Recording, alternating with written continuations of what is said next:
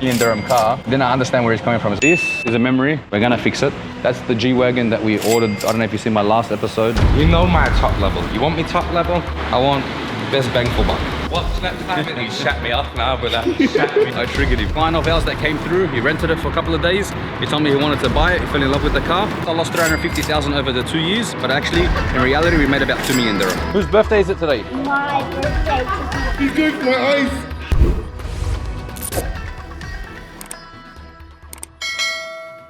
So I had one of the clients call me and he told me that the Aston Martin, he tried to use the navigation and Mercedes came up on the dashboard. Then we remembered that this car, we bought it, it was a European spec car. We were the second owners. We bought it off a guy that imported it into Dubai. It had 4,000 kilometers on the dashboard, but he must have gone somewhere aftermarket to update the map. So if you see this, come to the other side, jump in. A lot of the parts in this car are from a Mercedes. So they share a lot of parts. For example, this touchpad reminds you of the G-Class.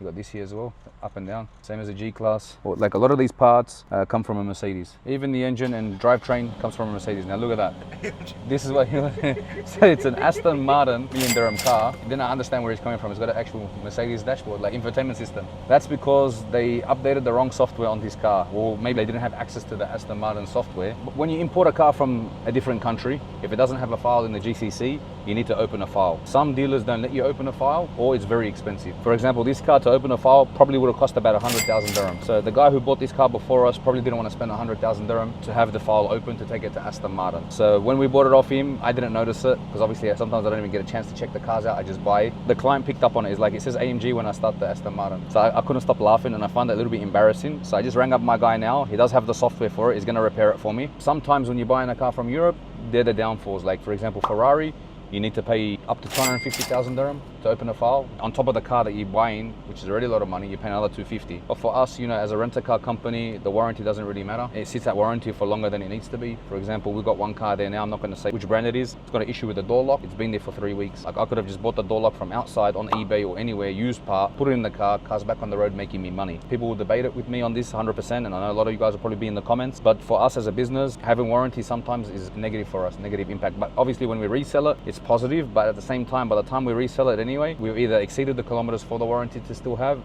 to be active, and also the amount of years we have. Usually they give you like 2 years warranty. We sometimes keep the car for like 4 years, 5 years. Like SVJ, definitely under warranty, because a transmission on that car is like 300-400k, also an engine, couple of 100,000. So on certain cars we keep warranty, on other ones we don't, like BMWs and stuff like that. We don't really care. But then again, BMW, Audi, Porsche, you only pay like 10 or 15,000 dirham and you open a file in the agency and you have international warranty. And Aston Martin, if it has to go to the garage or agency, it might sit there for a month. By the time they get approval for the warranty, whatever's going wrong with the car, they need to get feedback from the factory, which takes time. By the time they order the part, it takes more time. By the time they install it, so at least with our own garage that we're opening, we can repair our cars faster, we can source parts faster. It works out a lot better for us. So that's why we're opening our garage, to not only save money, save time. We know what's going on with our cars. We don't have some guy just saying, hey, you need to change your engine. It might not be the engine, paying all this extra money for nothing. So we'll save a lot of money from this. What happened here? This is a memory. We're gonna fix it. One of our drivers was reversing and didn't see the roller shutter and reversed into the shutter. So it damaged there. That's just a bit of dirt that will come off, but there's a dent right here, which paintless dent removal can get it out. I'm gonna have to give him a call. So that's why I really want this showroom to be done. I want the garage to be open, and I have the whole team already working there on maintenance stuff, like changing the panels of the roof and all that kind of stuff. Just waiting for these final approvals that have been taking time. Ace is here. That's the G-Wagon that we ordered. I don't know if you see my last episode. Hey bro, how are you, man? You good? You good? So basically, bro, we sold him a G 2025 facelift and it's painted by crypto, so we need your help. One of our clients came in, he rents cars from us, really nice guy. He wanted us to source him a G63 facelift because there was none in the market. Not just that there's none in the market, he wanted a specific spec and he wanted to pay less than the market. So we said to him, come to us, we'll get it done for you. This is the one that we actually did with Bitcoin. So he paid us in Bitcoin and then we sorted it out. The client specifically wanted black on black. This is exactly it, blacked out badges, which we could have done locally, but he wanted it from factory. There's some people out there, they just want things done from factory. Gloss black brakes, which he wanted all black inside, which you've got the piano black on the doors, full black interior. You know, this is the 2025 model, so it's got an upgraded suspension, and you can also tell the front with the new design on the front bumper, and even yeah, and finally touchscreen, as Aiden said, inside the dashboard. I missed that. And here you got the black chrome as well, front badge. Why don't you rent these out? The reason why we don't have the 25 G-Wagons yet is because they're overpriced. They're still worth $1 million dirham, and I can get 2 G-Wagons for the same price. And I can rent those 2 G-Wagons out for 1,500 minimum per day. So that's 3,000 dirham a day. I don't think anyone will pay 3,000 dirham because it's a facelift. Like, a very minor facelift. And a lot of the tourists and a lot of people that come to Dubai won't be able to tell the difference. So you're going to be paying 1 million dirhams to get 3,000 dirham a day, which is very hard. I'd rather take 2 G-Wagons, 23, 24 models, slightly used, very good condition, and get 1,500 each. Not only do I have 2 cars, I don't have to depreciate a lot of money on the vehicle. Like this, in a few months, it's going to be worth 800. A few months later, it's going to be worth 600. So like, I do smart decisions with my money. Have you thought about getting an electric G-Wagon for your thing? Electric G-Wagon, I actually drove one, and I was doing some donuts in one, off-road. It was sick.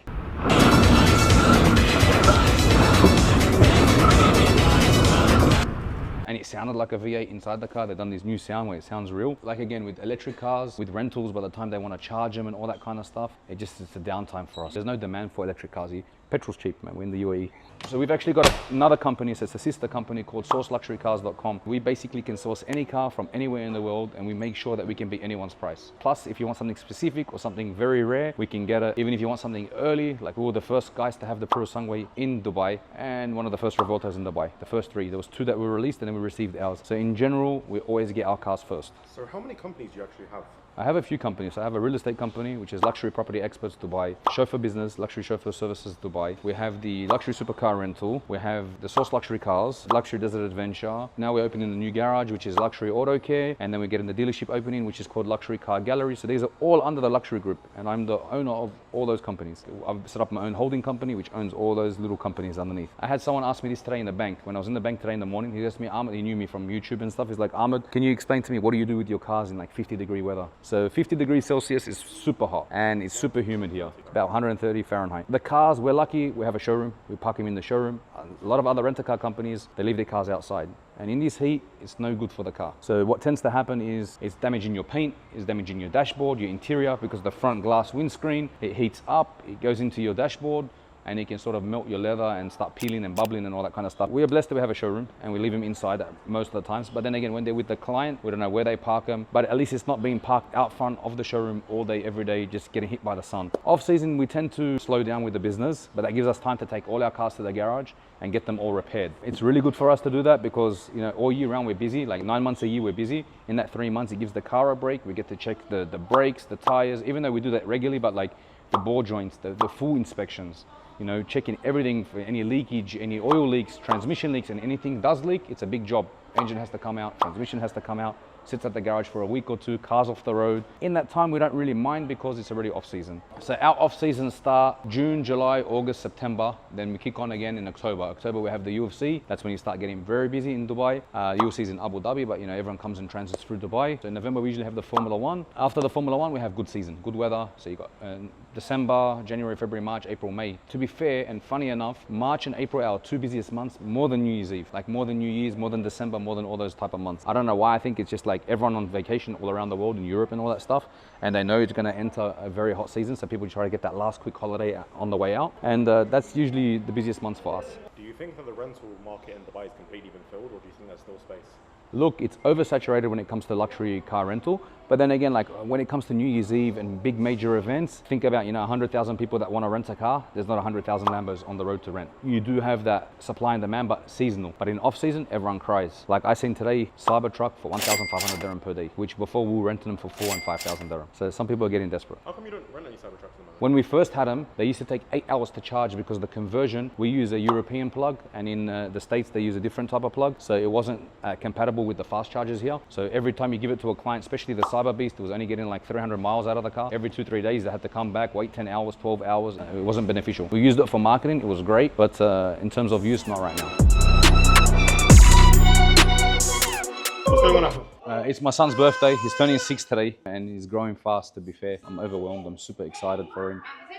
He's bringing his school friends over. He likes Minecraft, so we're setting up a little Minecraft theme here. The thing is, every year we make him a birthday outside of the office, and we do one for him inside the office. So every single year we celebrate inside the showroom, and all my staff are here to celebrate. They sing, they dance, and he's really excited for today. Whose birthday is it today? My birthday today.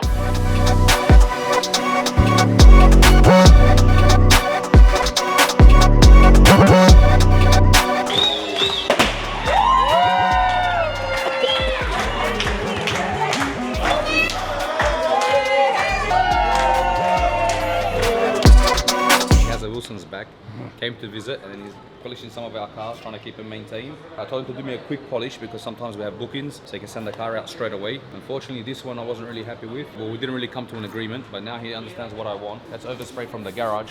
When they repair our rims and stuff, they do them sometimes that fast. They don't really even cover the cars and stuff. So I told the guys to stop taking cars there. Sometimes you can't control it. These garages that we work with, none of them are professional.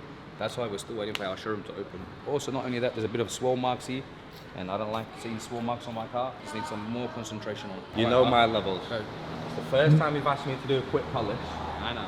So, you know bro, you know my top level. You want me top level? I'll give you me top level. You know we will. I do a budget. I want best bang for buck. Okay. We got unlimited cars. Get to it. Done? Done. So if you guys remember the video I had in London, you would have met Gary. I'm with Gary Wilson. So Gary came to my showroom about a year ago in Dubai and told me he wanted to polish one of my cars, and he told me that it'll be guaranteed the best job I've ever had. And he actually came all the way to Dubai again to polish my cars. Watch next time he looks at that car. Watch next time he shut me off now with that. Shut me right. I'm having a cigarette and watch this now. I triggered him. So I triggered him. Look, he loves his job. He used to always work with Yanni as well, so he knows Yanni very well. He's very OCD and he loves his job. But yesterday we came up with, we had a little discussion because he wanted to join us in the new showroom and work with us, which we are. We're going to give him an opportunity to do something with us, for sure. But I just told him that I can't pay the amount I used to pay for full paint corrections and polishing because they're rentals and they're always out all day. So I showed him something he done 6 months ago. He came back, he's like, did I do this car? I'm like, yes. He's like, he freaked out because of the maintenance and the way they wash cars downstairs and the cloths they use. He went and bought them all new cloths and stuff. In terms of like, if it was a personal car or a car I'm gonna keep forever, or it's a Bugatti or something crazy, no one else is gonna be touching it but him. But on everyday ones, I can't keep on paying what I was paying him before, when the market here is a lot cheaper. Like, you can get it done for half price, inside, outside, full detailing, including engine bay and everything, for much cheaper than his work. So we came up with an idea to do a quick polish, decent enough for the clients to be fun and happy with, and at least they can see that we look after our vehicles. Because I can't wait to get to it. You should smoke, mate. You should take a smoke. Seems like you know how to get the best out of it. Yeah, I triggered him. But in general, it was a bad polish, but it was a quick one. Done it in an hour because he was trying to calculate, okay, if I pay him less, he'll do a faster job, that way he can do 2 a day. He was trying to be strategic, but it didn't work. I'm like, I'd rather you spend proper time on the car. So now I just told him that his job wasn't the best, triggered him, that thing's gonna come out mirror finish.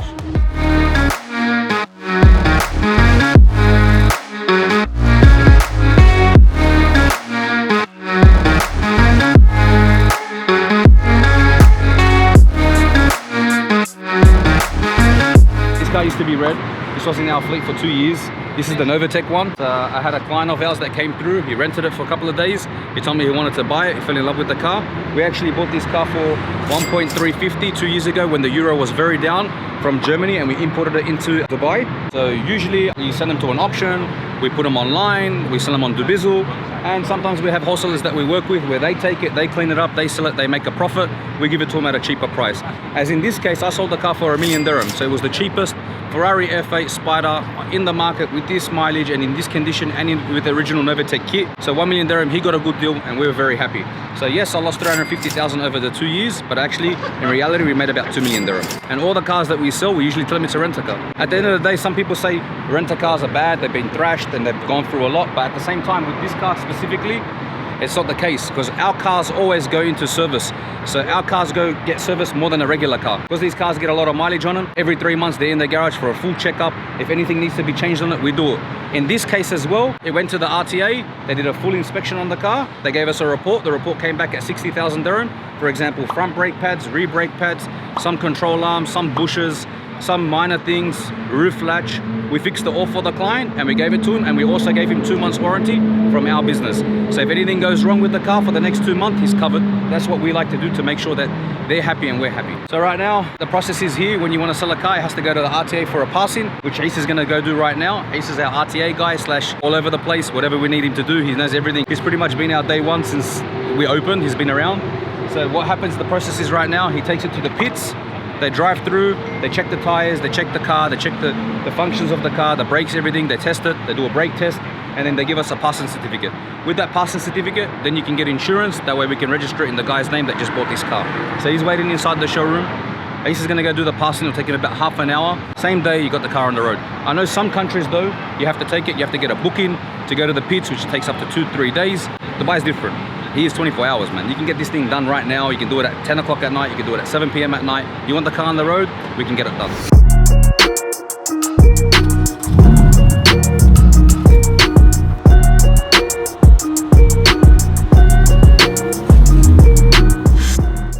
Tell us what you're here for.